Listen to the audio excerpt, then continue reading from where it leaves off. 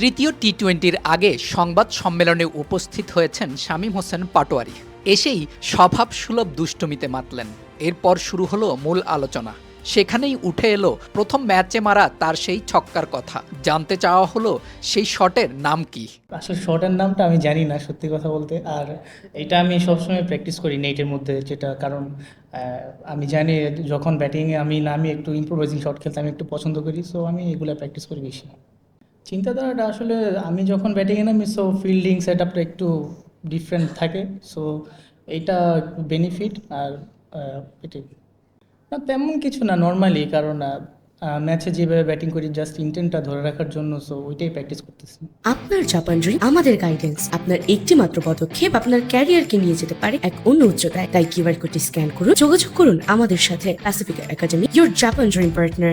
না, ক্যাপ্টেন তো সবসময় বলে বোলিং করতে, শুধু মাঝে মধ্যে সালাউদ্দিন স্যার বোলিং দেয় না। না, ক্যাপ্টেন আমাকে সবসময় বলে বোলিং করার জন্য, এইটাই আর কি।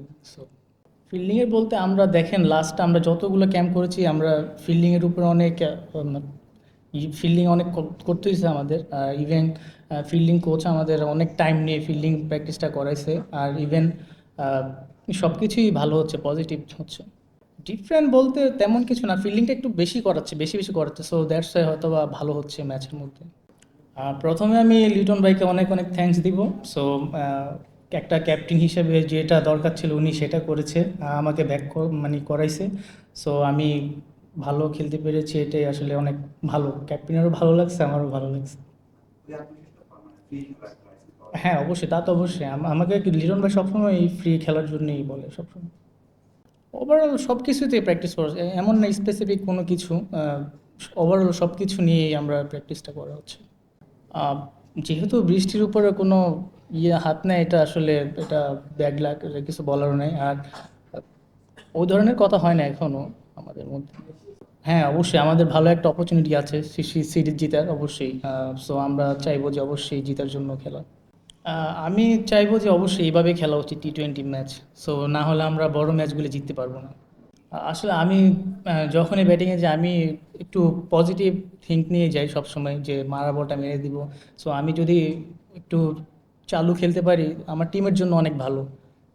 অবশ্যই ড্রেসিং রুম দেয় সেটা না, বাট আমার মাইন্ডেই থাকে যে আমি এরকম এরকম খেলবো, আমি একটু ফাস্ট খেলবো। যে টি-20তে আমি এটাই থিঙ্ক থাকে সবসময় আমার।